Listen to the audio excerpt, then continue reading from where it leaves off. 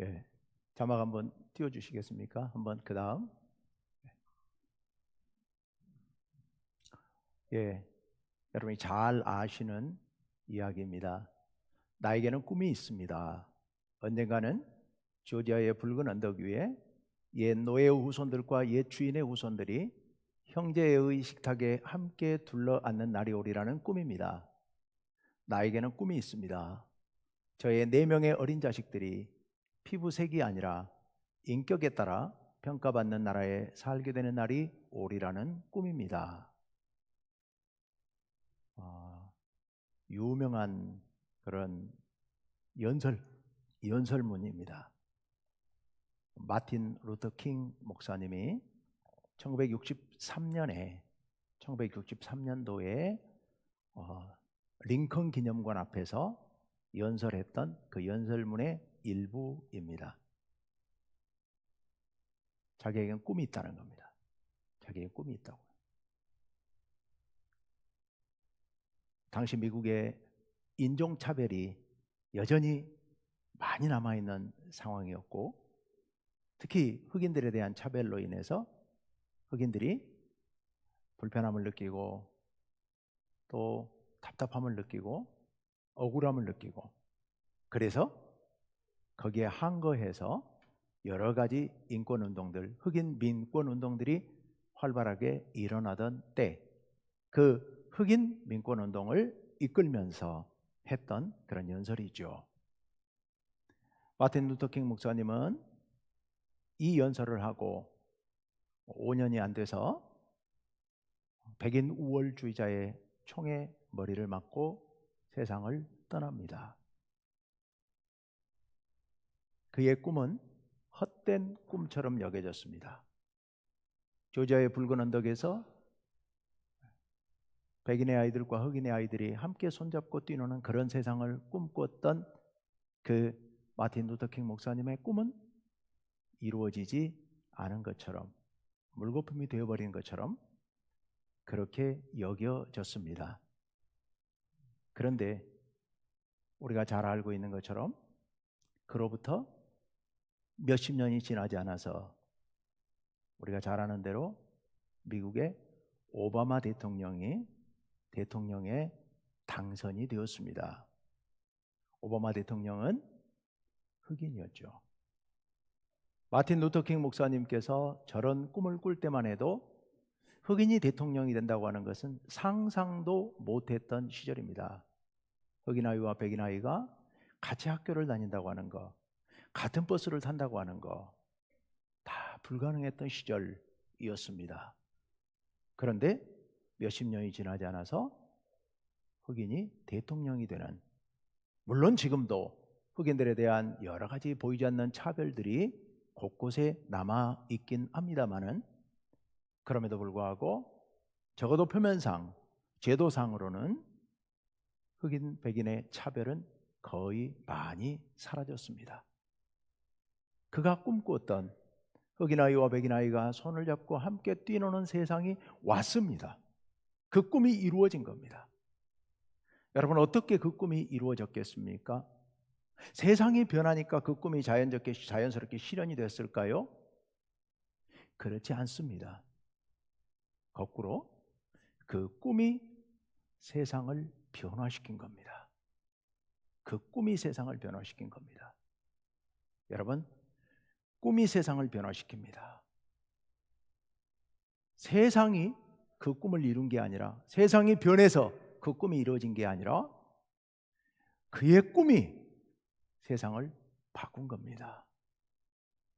여러분, 그래서 꿈은 정말로 소중합니다. 우리가 무슨 꿈을 꾸느냐, 특히 우리 청년들이, 우리 젊은이들이 어떤 꿈을 꾸면서 사느냐 하는 것은 인류 역사에 있어서 대단히 중요한 일입니다. 그런 맥락에서 생각해 본다면 참 현재 우리나라의 상황은 너무도 가슴 아프죠. 우리 청년들이 꿈을 잃어버린 세상이 되었습니다.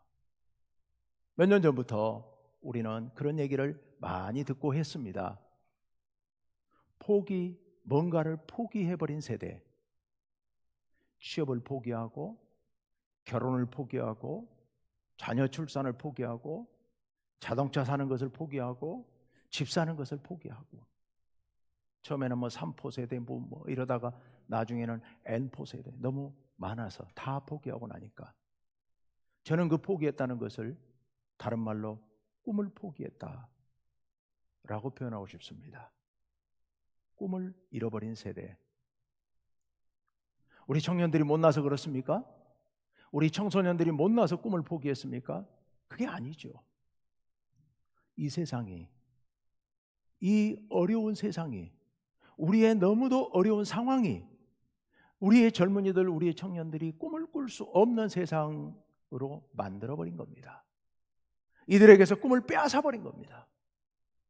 그런데 여러분, 청년들, 청소년들이 꿈을 잃어버렸다는 얘기는 우리 사회가 꿈을 잃어버렸다는 얘기입니다. 우리 사회가 나아갈 방향을 잃어버렸다는 얘기입니다.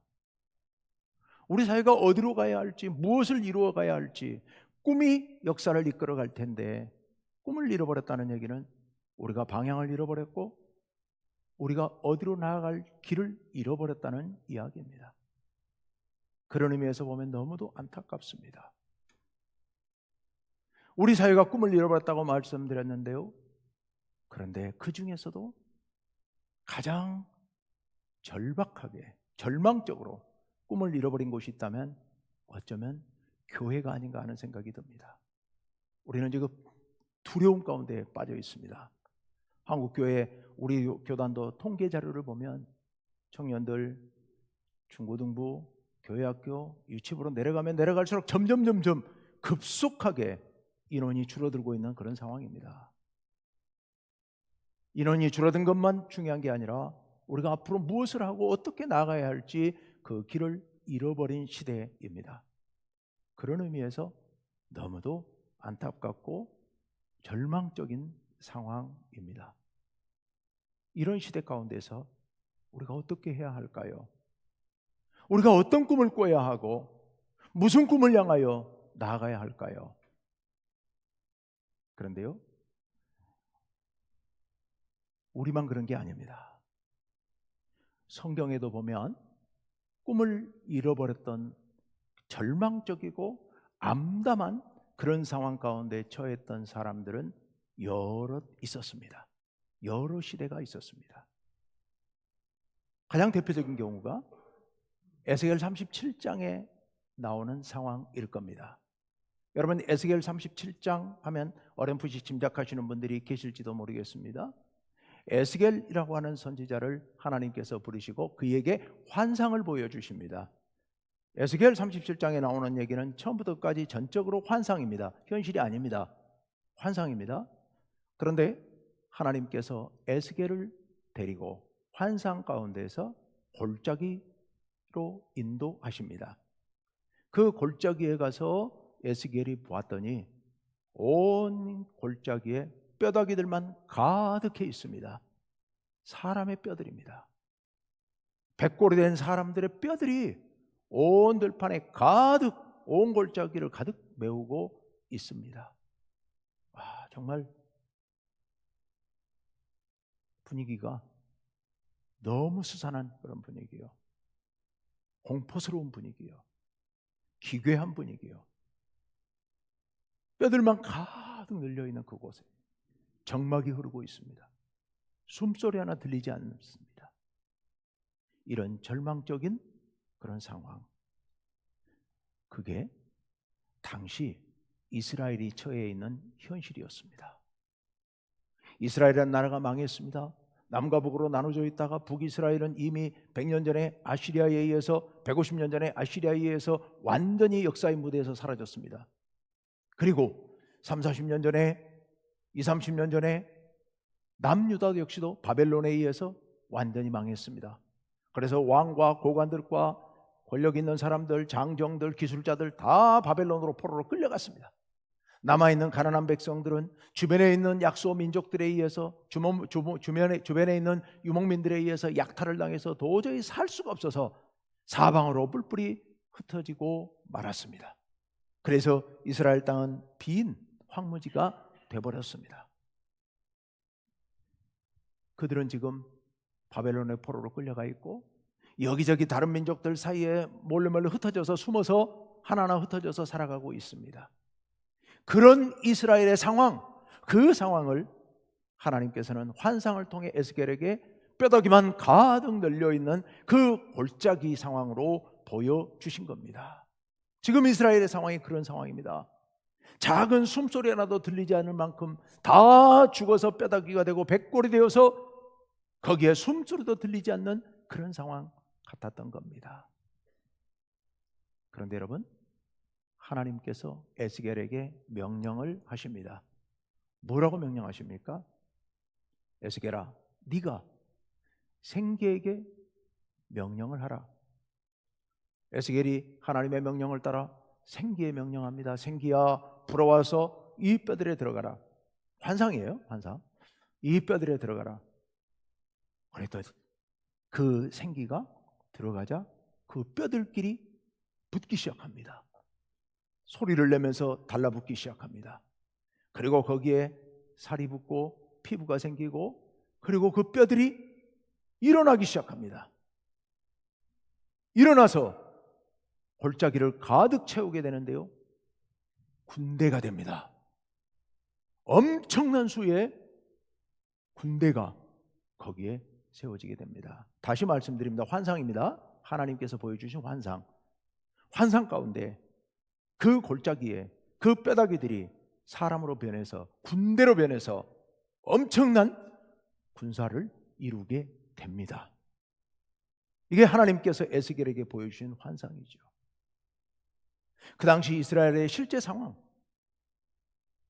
나라가 완전히 망하고 그 어디에서도 희망을 찾아볼 수 없는 그런 상황, 그 어떤 꿈도 사라져버린 그런 상황, 어떤 꿈을 꾸고 싶어도 꿈도 꿀 수 없는 그런 상황, 그런 절망적인 상황에 있었던 에스겔을 불러서 하나님께서 꿈을 심어주신 겁니다. 꿈을 꿀 수 없는 상황, 꿈을 심어주신 겁니다. 어떤 꿈을 심어주신 겁니까? 하나님께서 역사하시면 다 죽어서 뼈다귀가 되어버린 그것들마저도 그것들이 일어나서 군대가 되어서 위대한 군대가 되어서 다시 이스라엘이 일어설 것이라고 하는 환상을 그들에게 보여주신 겁니다. 그들에게 꿈을 주신 것이죠. 너희가 지금 꿈을 꿀 수 없다. 너희는 지금 어떤 꿈도 꿀 수 없다. 절망적인 상황 가운데 있다. 그러나 여호와 하나님께서 역사하시면 시신과 같은 뼈다귀가 되어버린 백골이 되어버린 너희들이 다시 일어나서 위대한 군대로 일어서게 될 것이다 라는 꿈을 그들에게 주신 겁니다. 여러분, 꿈은요, 꿈은 좋은 상황에서 꾸는 게 아닙니다. 오히려 꿈을 꿀 수 없는 절망적인 상황 가운데서 꾸는 것이 꿈이죠.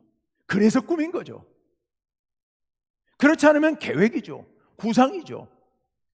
그런데 계획을 할 수 없고 구상을 할 수 없는 상황 가운데서 그것을 하기 때문에 그것을 우리는 꿈이라고 부르는 겁니다. 하나님께서는 그런 절망적인 상황 가운데서 꿈을 주십니다. 그런데요, 그 에스겔에게 주신 환상 그 시절뿐만이 아닙니다. 그로부터 600년 후에 이런 설교를 하는 사람이 있습니다. 오늘 읽었던 사도행전 2장 17절 하반절 말씀, 다 같이 읽습니다. 시작. 너희의 자녀들은 예언할 것이요 너희의 젊은이들은 환상을 보고 너희의 늙은이들은 꿈을 꾸리라. 아멘. 여기 자녀들, 젊은이들, 늙은이들 다 같은 말입니다. 자녀들로부터 젊은이들과 늙은이까지, 즉 모든 백성이, 이런 말입니다. 모든 백성이 뭘 할 것이라고요? 예언을 할 것이고 환상을 볼 것이고 꿈을 꿀 것이라고 말씀하십니다. 이것도 다 같은 말입니다. 예언, 환상, 꿈 전부 같은 말이에요. 꿈. 한마디로 말하면 너희 모두가 꿈을 꾸게 될 것이다 라는 말씀입니다. 너희 모두가 꿈을 꾸게 될 것이다. 이게 베드로의 설교고, 베드로가 구약 요엘서 2장 28, 9절에 있는 말씀을 인용한 겁니다. 베드로가 꿈을 꿀 것이다. 너희 모두 꿈을 꿀 것이다. 라고 설교하면서 요엘서에 있는 말씀이 지금 우리에게 이루어졌다. 라고 지금 베드로가 이야기를 하고 있습니다. 어떤 상황에서 이런 얘기를 하고 있었을까요? 예수님께서 승천하셨습니다. 부활하신 후 40일 동안 같이 계시다가 승천하셨습니다. 그리고 오순절 날이 되었습니다. 오순절은 부활절 바로 전날이 6월절이죠. 그날부터 그 다음 날부터니까 예수님 부활하신 날부터 세서 50일째 되는 날이 오순절이에요. 그래서 이름이 오순절입니다. 그러니까 예수님께서 40일 만에 승천하셨고 오순절이 됐으니까 그로부터 열흘이 지난 거죠. 예수님께서 승천하신 후 열흘이 지나는 사이에 무슨 일이 벌어졌느냐? 아무 일도 벌어지지 않았습니다.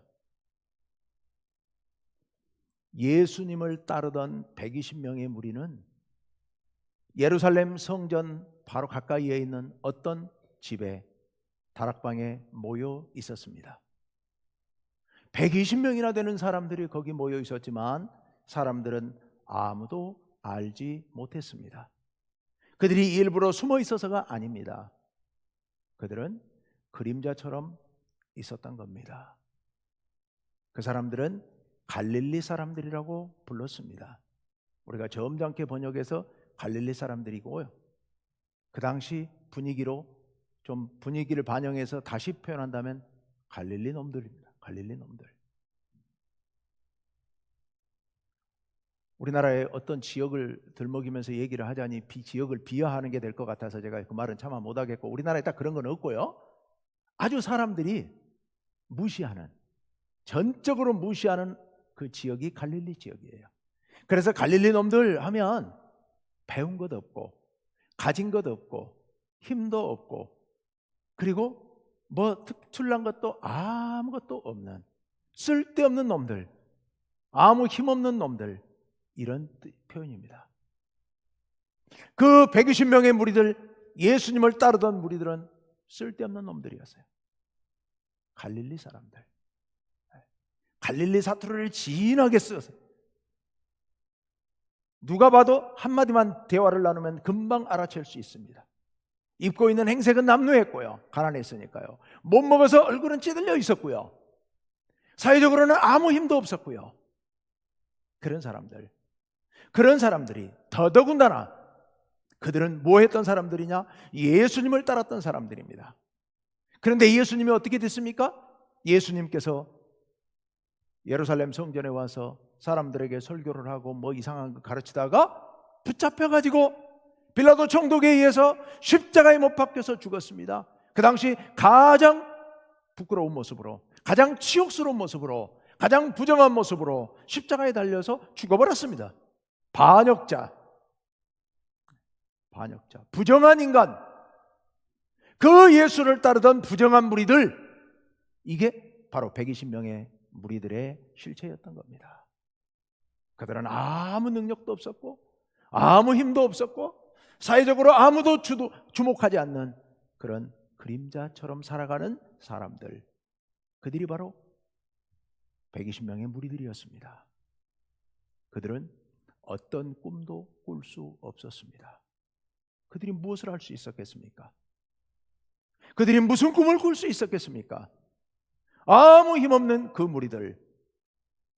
그런데 그 무리들 가운데서 베드로가 일어나서 이렇게 설교를 하고 있는 겁니다. 모든 사람들아, 너희가 꿈을 꾸게 될 것이다 라고 말씀했는데 그 말이 지금 이루어졌다. 그 꿈이 지금 이루어지고 있다. 우리가 이제 그 꿈을 요엘 선지자가 예언했던 그 시대가 지금 왔으니 우리가 꿈을 꾸고 우리가 일어서서 우리가 나가야 한다라고 지금 설교하고 있는 겁니다. 왜 어떻게 그 꿈이 이루어진단 말입니까? 오늘 바로 사도행전 2장 1절에서 4절 말씀이 바로 그 상황을 얘기하고 있습니다. 2절 말씀을 같이 한번 봅시다. 다 같이요, 시작. 호련히 하늘로부터 급하고 강한 바람 같은 소리가 있어 그들이 앉은 온 집에 가득하며. 호련히 갑자기 하늘로부터 급하고 강한 바람 같은 소리가 들려옵니다. 그래서 그 앉은 무리들 온 집에 가득합니다. 뭐가 가득해요? 소리가 가득합니다. 바람 소리가, 폭풍을 치는 것 같은 막 이상한 소리가 위에서부터 들려오는데, 그게 온 집안에, 그들 120명이 모여있는 꽤 큰 그 다락방 안에 그 소리들로 가득합니다. 그리고서 3절로 갑니다. 다 같이요. 마치 불의 혀처럼 갈라지는 것들이 그들에게 보여 각 사람 위에 하나씩 임하여 있더니, 불덩어리 같은 것이, 불이 막 울울 타오르는 그 불덩어리 같은 것들이 각 사람 머리 위에 다 하나씩, 120명의 머리 위에 120개의 불덩어리가 와서 다 머리 위에 불타는 것처럼 그렇게 보이더라는 얘기입니다. 오늘 스톨 색이 빨간색인데요, 앞에 있는 강단 후드도 빨간색이고 우리 찬양대도 빨간색이네요. 예. 이 빨간색이 바로 그 성령 강림절에 그들에게 보였던 불꽃 같은 그 불을 상징합니다. 불꽃처럼 성령께서 그들의 머리 가운데 임하여 있었던 겁니다. 그러자 무슨 일이 벌어졌느냐? 4절 다 같이요, 시작. 그들이 다 성령의 충만함을 받고 성령이 말하게 하심을 따라 다른 언어들로 말하기를 시작하니라. 아멘. 성령의 충만함을 받습니다. 그리고 성령께서 말을 하게 하십니다. 그동안에 그들은 죽은 것처럼, 그림자처럼 할 말도 없고 말할 수도 없었고, 그래서 조용히 120명이 있었는데도 불구하고 아무도 인식하지 못할 만큼, 예루살렘 성전에 바로 가까이 있었음에도 불구하고 아무도 깨닫지 못할 만큼 그렇게 그림자처럼 없는 것처럼 그렇게 모여 있었는데, 그들이 드디어 입을 열어서 말을 하기 시작합니다. 어떻게 말을 하기 시작합니까? 성령께서 말을 하게 하시니까 말을 하기 시작합니다. 그런데 무슨 말을 하느냐? 다른 언어들로 말하기를 시작했다라고 말씀하고 있습니다. 다른 언어들로 말하기를 시작했습니다. 그들이 알지 못하는 이상한 말들로 말을 하기 시작합니다. 그 사람들은 다 갈릴리 사람들이에요. 그러니까 말이 전부 다 누가 봐도 금방 들으면 바로 알 수 있는 갈릴리 사투리를, 심하게 아주 억센 사투리를 사용하는 사람들입니다. 그들은 외국에 한 번도 나가본 적도 없고 외국어를 배워본 적도 없습니다. 그런데 그들이 갈릴리 사투리도 버리지 못하는 그들이 이상한 외국어들로 말을 하기 시작하는 겁니다. 11절에 보면 이렇게 이야기를 하고 있습니다. 다 같이요, 시작. 그레데인과 아라비아인들이라 우리가 다 우리의 각 언어로 하나님의 큰 일을 말함을 듣는도다 하고. 너무 길어서 11절만 봤는데요, 9절부터 10절, 11절 그레데인, 아라비아인까지 포함하면 대략 16개 언어를 쓰는 사람들이 소개되고 있습니다, 여기에. 그런데 그들이 뭐라 그래요? 이거 그 사람들 얘기입니다. 그 막 뭐 이상한 소리들을 막 하니까 예루살렘 성전에 예배드리러, 오순절을 맞이해서 예배드리러 왔던 무리들이 이게 웬일이야 하고 수백 명이 모여들었습니다.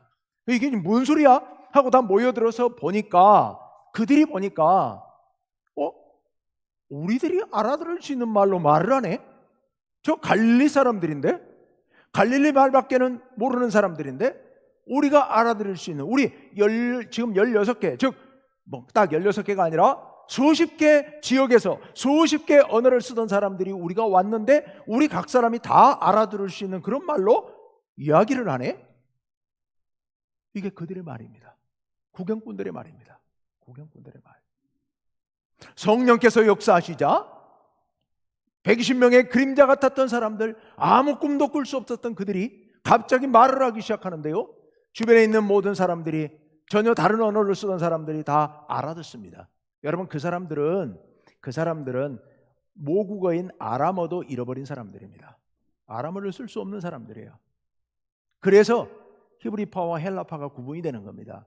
히브리파는 원래 아람어를 쓰는 사람들이고 헬라파는 아람어를 못 쓰는 사람들.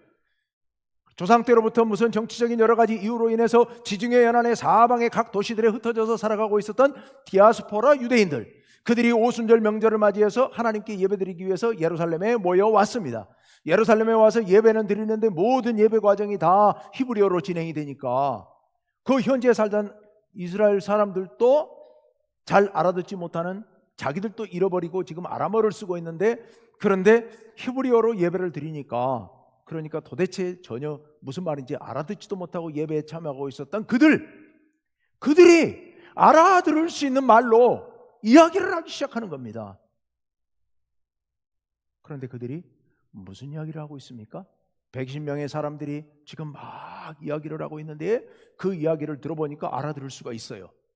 근데 내용이 무슨 얘기냐? 다시 한번 보여줘요. 11절 다시 한번요. 우리가 다 우리의 각 언어로 알아듣고 있어요. 무엇을 말하는 걸 듣는도다? 하나님의 큰 일을 말함을 듣는도다. 예. 하나님의 큰 일을 말하는 것을 지금 우리가 듣고 있다는 겁니다. 그러니까 120명이 한 얘기가 뭐예요? 하나님의 큰 일을 얘기한 겁니다. 그들이 알아들을 수 없는 말을 하는 것이 아니라 하나님께서 전하시고자 하는 그 하나님의 말씀을 전하고 있었던 겁니다. 뭘 전했겠습니까? 여기서 하나님의 큰 일이 뭐겠습니까? 여러분, 하나님께서 이 세상 가운데 행하신 가장 큰 일이 도대체 뭐겠습니까? 예수님의 십자가예요. 예수님의 십자가. 하나님께서 그 아들 예수님을 이 땅에 우리를 위해 보내셨다. 그리고 그 하나님의 아들이 우리의 모든 죄를 짊어지고 저 십자가에 못이 박혀서 돌아가셨다. 그 예수님께서 사흘 만에 다시 무덤에서 부활하셨고 그 예수님이 하나님 나라로 올라가셨다. 이제 그 하나님께서, 그 예수님께서 우리에게 성령을 보내주셔서 오늘 우리가 이렇게 말을 하고 있다. 지금 이 얘기를 그들이 큰 소리로 여러 지역에서 온 사람들이 다 알아들을 수 있는 말들로 이야기를 하고 있었던 겁니다. 자기들이 하고 싶어 하는 게 아닙니다. 왜? 자기들은 이 갈릴리 방언밖에는 쓸 수가 없어요. 그런데 성령께서 그들로 하여금 그들의 입을 열어서 각 지역에서 온 모든 사람들이 다 알아들을 수 있도록 그렇게 말하게 하셨던 겁니다. 누구를 위해서 그랬을까요? 120명을 위한 게 아니잖아요. 120명에 그게 무슨 의미가 있습니까? 120명을 위한 게 아니라 그들을 위한 거였습니다. 각 지역에서 와서 무슨 말인지도 알아듣지 못하고 예루살렘의 모국에 와서 예루살렘 성전에서 예배드리는 게 일생의 소원이었는데, 그래서 예루살렘 성전에 한번 예배드리러 오고 여기 와서 예배드리면 놀라운 은혜가 있을 줄로 알고 왔는데 한마디도 못 알아들어요. 히브리어로 예배를 진행하니까 하고 그냥 끄덕끄덕 하다가 돌아가는 그런 그들이었는데, 이 무리들이, 갈릴리 사투리를 쓰는 이 무리들이 갑자기 하나님의 위대한 역사를 지금 이야기를 하기 시작하니까 이들이 감동을 하고 듣고 깨달은 겁니다. 이게 도대체 무슨 일이냐? 그런데 다는 아니었죠. 일부 사람들은 이게 하나님의 위대한 역사를 이야기하는구나. 그런데 일부 사람들은 술 취했나? 이 사람들이 뭐 이상한 술을 먹고 취했나? 이렇게 얘기를 한 거죠. 그래서 그렇게 말하는 그들을 향해서 베드로가 나서서 설교를 하기 시작한 겁니다. 베드로가 설교를 했는데 아까 우리가 맨 처음에 봤던 17절, 모든 사람이 꿈을 꿀 것이다. 근데 바로 앞에 17절 상반절에는 이런 말씀이 있었습니다. 17절 상반절 다 같이 시작. 하나님이 말씀하시기를 말세에 내가 내 영을 모든 육체에 부어주리니. 아멘. 내 영을 모든 육체에 부어주리니. 여러분, 에스겔의 환상 가운데서 바짝 말라서 굴러다니는 뼈다귀처럼 되어버린 유대인들, 이스라엘 백성, 그들이 일어나는 꿈을 주셨습니다. 그런데 그들이 어떻게 일어났습니까? 그들이 일어나게 된 것은 에스겔이 하나님의 명령에 따라 환상 가운데서 생기를 불러와서 생기가 뼈다귀들에 들어가자 그 뼈다귀들이 일어나서 위대한 군대가 되었습니다. 그런데 그 생기, 히브리어로 루아크라고 하는데, 루아크는 여기 하나님이 말씀하시기를 말세에 내가 내 영을, 내 영, 같은 단어입니다. 같은 단어예요. 하나님께서 내가 내 영을 그랬으니까 이 영은 누구의 영? 하나님의 영. 하나님의 영을 우리는 거룩한 하나님의 영이기 때문에 거룩한 영, 즉 성령.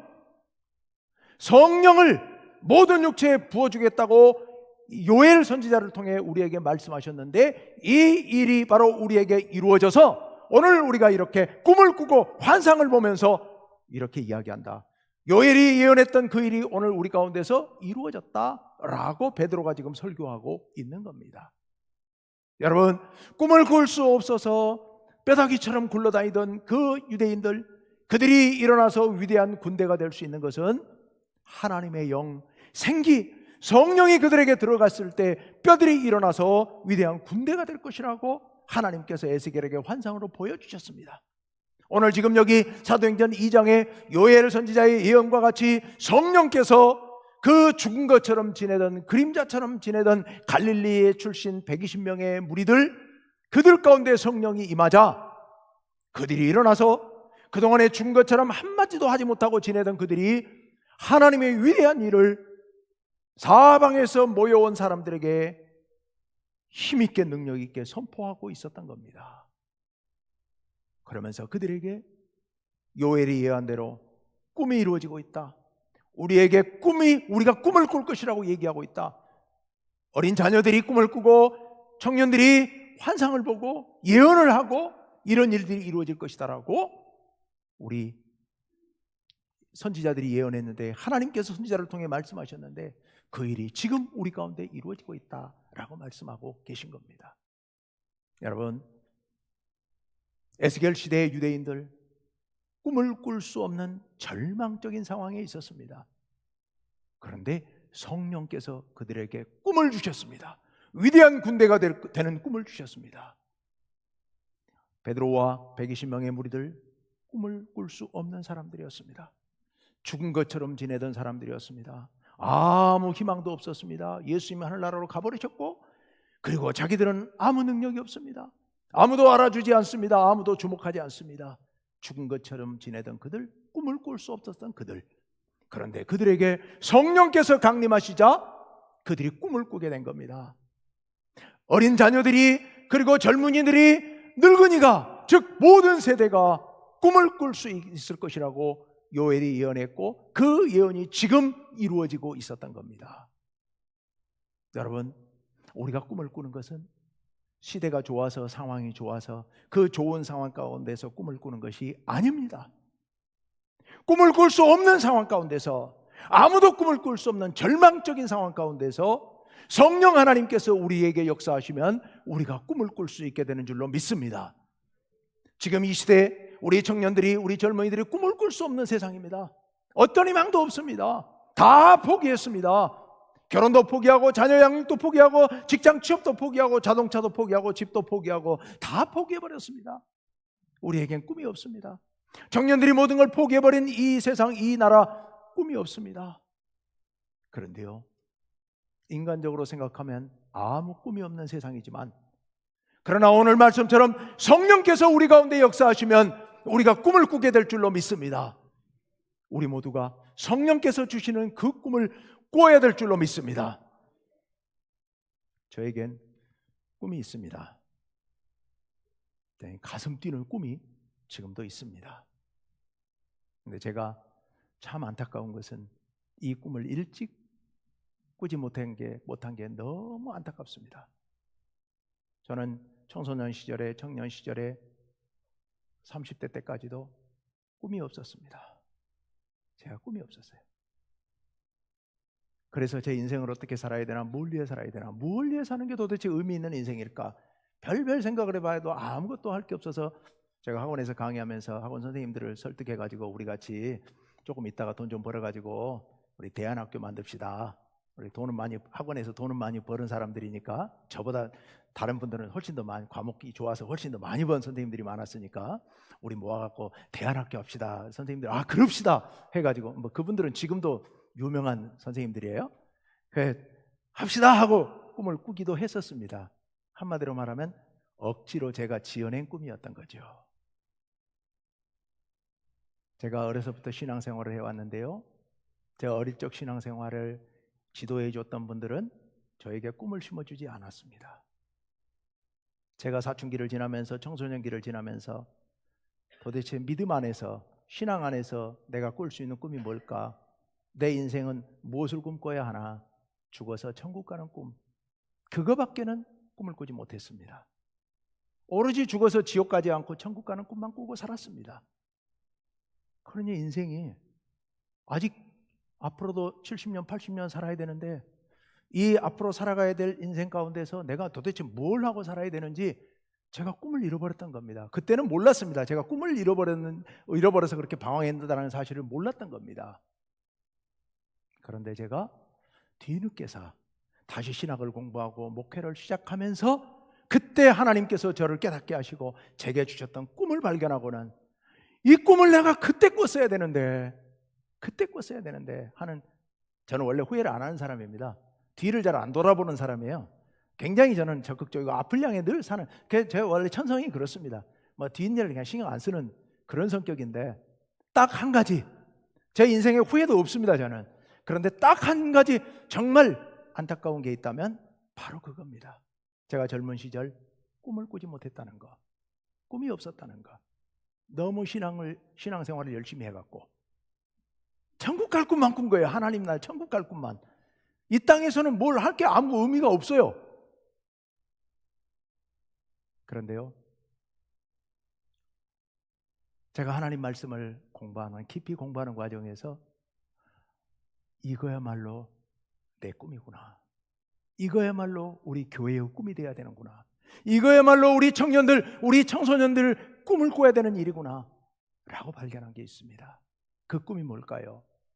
바로 성령님께서 우리에게 꿈꾸게 하시는 그 꿈은 하나님의 꿈이죠. 하나님께서 이 세상에 이루시고자 하는 꿈이에요. 당연히 우리가 죽어서 천국 가는 것, 그건 당연히 해야 될 일입니다. 네, 여기에 지금 살아있는 동안에 우리는 오늘 그리고 내일 우리는 뭘 할 것인가? 여러분 오늘 내일 여러분 뭘 하시겠습니까? 하나님께서 여러분에게 하라고 하시는 꿈이 뭡니까? 한마디로 말하면 하나님 나라입니다. 하나님 나라. 아니 그게 그거네. 죽어 천국 가는 꿈이 그게 천국이 하나님 나라 아닌가? 네, 그게 아니고요. 그게 아니고 그 죽어서 가야 할 하나님 나라의 꿈을 지금 이 땅에다 이루는 겁니다. 이 땅에다가 우리가 이 땅에서 이 땅을 변화시켜서 그 하나님 나라를 닮은 모습으로, 완벽하지는 않지만 그 하나님 나라를 닮은 모습으로 이 세상을 바꿔가는 겁니다. 그래서 싸움과 미움과 전쟁이 가득한 이 세상 가운데 하나님의 사랑을 이루도록 하는 겁니다.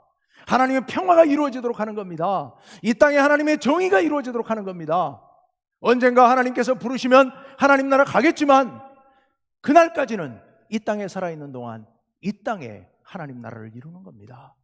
이 땅의 정치를 뜯어고치고 이 땅의 경제를 뜯어고치고 이 땅의 교육과 이 땅의 문화를 뜯어고쳐서 이 땅에서 우리의 교육이, 우리의 학교 현장이, 우리의 직장이, 우리의 경제가, 우리의 정치가 하나님께서 생각하시는 정의로운 정치, 하나님께서 꿈꾸시는 정의로운 경제, 하나님 나라와 같은 서로 사랑하는 아름다운 학교 공동체, 세상 문화가 될 수 있도록 그렇게 바꿔가는 것, 이것이 저의 꿈입니다.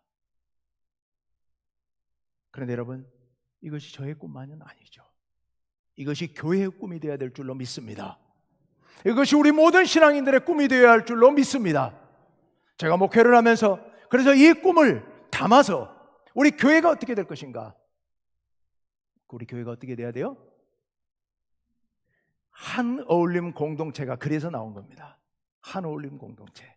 이 땅에 있는 동안에 하나님 나라를 닮은 우리 모두가 사랑으로 하나 되어서 아름다운 하나님의 뜻을 이루어가는 데, 이게 우리에게서만 끝나는 것이 아니라 점점 더 확장되어서 바깥 세상으로 넓혀져서 온 세상에 아름다운 하나님의 질서가 이루어지도록 하는 것, 이것이 저의 꿈이고 우리 교회의 꿈인 줄로 믿습니다.